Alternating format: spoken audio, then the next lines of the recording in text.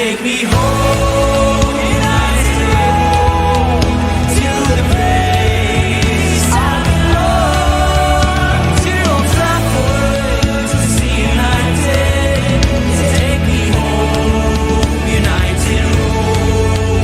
Take me home, United Road. Oh, take me home, United Road.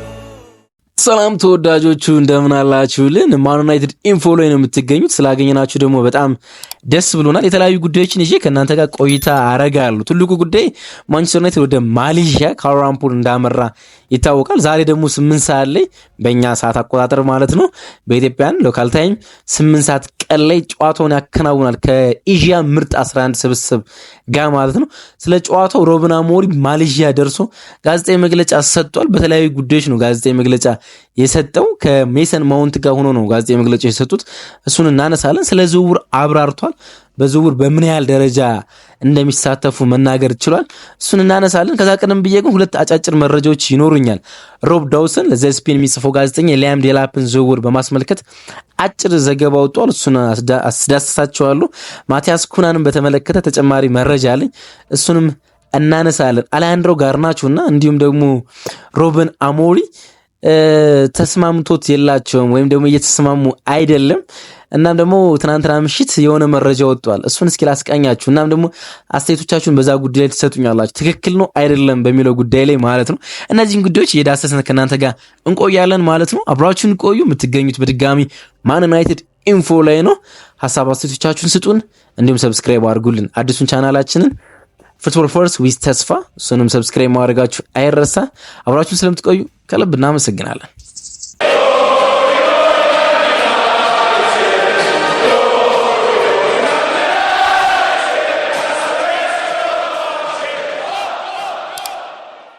ሁለት አጫጭር መረጃዎችን እንመልከትና ከዛ በኋላ ወደ ማሌዥያ የማንቸስተር ዩናይትድ ቆይታ እናመራለን። ሮብ ዳውሰን ለዘ ስፔን እንደሚጽፍ ይታወቃል። በጣም ቆንጆ ጸሐፊ ነው ሮብ ዳውሰን።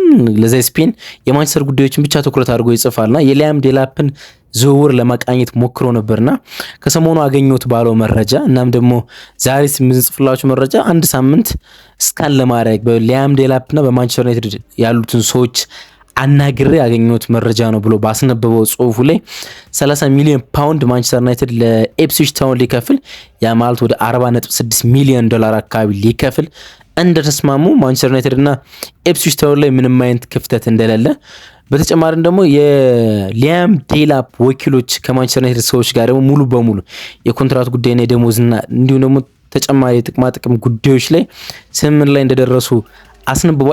አንድ ኮንዲሽን ብቻ ይቀራል። ሊያም ዴላፕ ለወኪሎቹ ፍቃድ መስጠት ማለት ነው። ሊያም ዴላፕ የቼልሲንና እንዲሁም ደግሞ የኤቨርተንን ጥያቄዎች ተመልክቷል ነው የተባለው። ወይም ደግሞ ወኪሎቹ ከቼልሲ ሰዎችና እንዲሁም ደግሞ ከኤቨርተን ሰዎች ጋር ተነጋግረዋል። እናም ከሶስቱ ክለቦች ለአንዱ ፍቃድ ይሰጣል። ግን ማንቸስተር ዩናይትድ አጥብቆ ከኢፕስዊችም ከወኪሎቹም ጋር ጨርሷልና የሊያም ዴላፕ ፍቃደኝነት ወይም ደግሞ ግሪን ላይት ብቻ ይጠበቃል ዝውውሩ ለመፈጸም። ሊያም ዴላፕ ፍቃደኛ ሲሆን ከወኪሎቹ ጋር ኮንትራት መፈራረም እንደሚጀመር ነው የተናገረ። ኦልሞስት በሚባል ደረጃ የሊያም ዴላፕና የማንቸስተር ዩናይትድ ዝውውር 80% አካባቢ ያለቀ ይመስላል። ሌላኛው ማቲያስ ኩናን በተመለከተ ነው።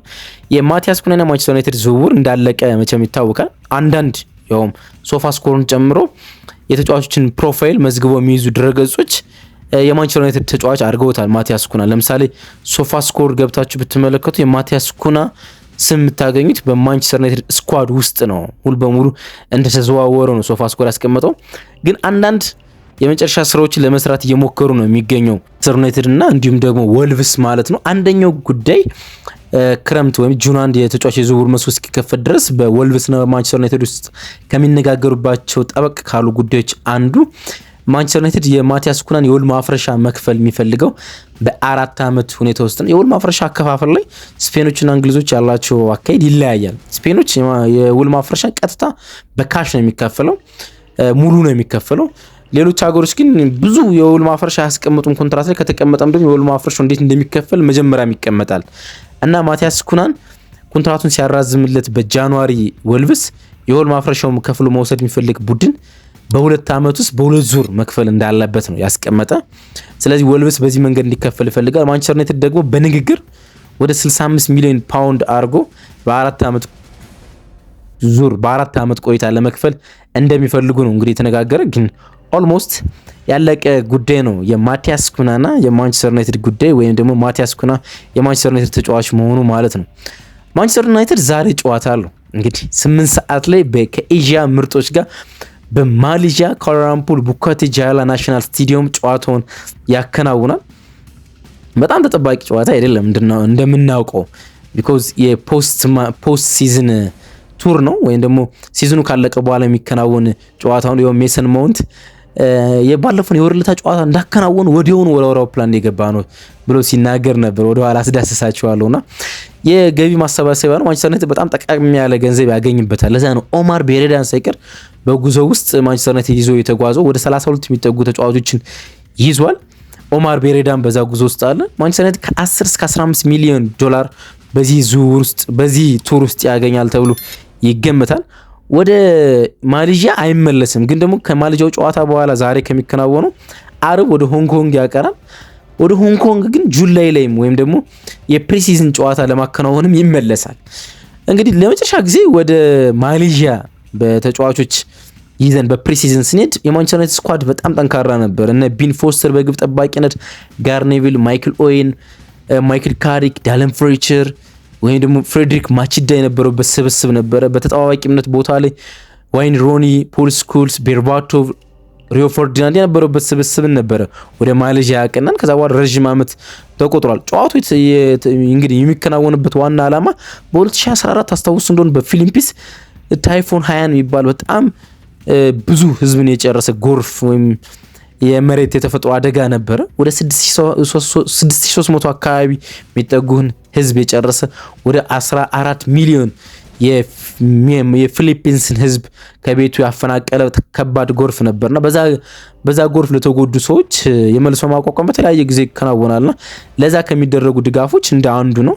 ማንቸስተር ዩናይትድ እንዳልኳችሁ ከ10 ሚሊዮን እስከ 15 ሚሊዮን ዶላር አካባቢ ከዚህ ቱር ያገኛል። ኤምዩቲቪ ጨዋታውን በቀጥታ ያስተላልፈዋል። ጨዋታው 8 ሰዓት አይ ቲንክ ካልተሳሳትኩ 8 ሰዓት ላይ ይከናወናል። ጨዋታው ማየት የምትፈልጉ ኤምዩቲቪ የማንቸስተር ዩናይትድ ቴሌቪዥን ያስተላልፋል። ማግኘት አንችል የማንቸስተር ዩናይትድ ቴሌቪዥን በቀጥታ ግን ደግሞ ስትሪሚንግ ፍሪ ስትሪሚንግ የሚሰሩ አፕሊኬሽኖች ይህን ጨዋታ ያስተላልፉታል።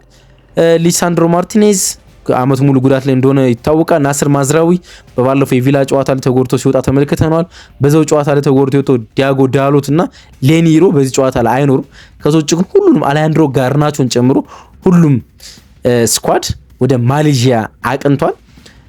ሮብን አሞሪም እና ሌሎች 5 ሰዎች ጋዜጣዊ መግለጫ ሰጥተዋል። ግን ከዚህኛው የሮብን አሞሪም ጋዜጣዊ መግለጫ ከማስቀኘቱ በፊት ጥቂት እስኪ እንነጋገር አይደለ? በሮብን አሞሪም እና እንዲሁም ደግሞ በጋርናቾ ከሰሞኑ በጣም ጥሩ እንዳልሆኑ የሚታወቅ ጉዳይ ነው።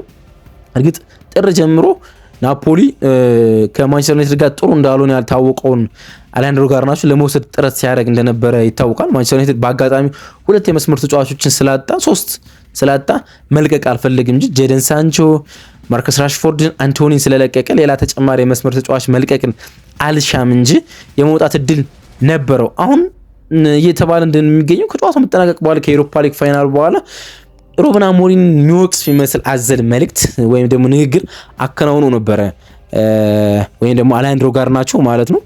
አሁን ደግሞ በጣም ብዙ ሚዲያዎች ታማኝ የሚባሉ ዝውውር ላይ ታማኝ የሚባለው ፋብሪዚዮን ጨምሮ ሮብን አሞሪም በካሪንግተን የመጨረሻው ልምምድ ቀን ለሻምፒዮንስ ለኤሮፓ ሊግ ፋይናል ከማከናወናቸው የመጨረሻ ልምምድ በፊት ክለብ መፈለግ እንዳለበት ከተጫዋቾቹ ፊት እንደነገረውና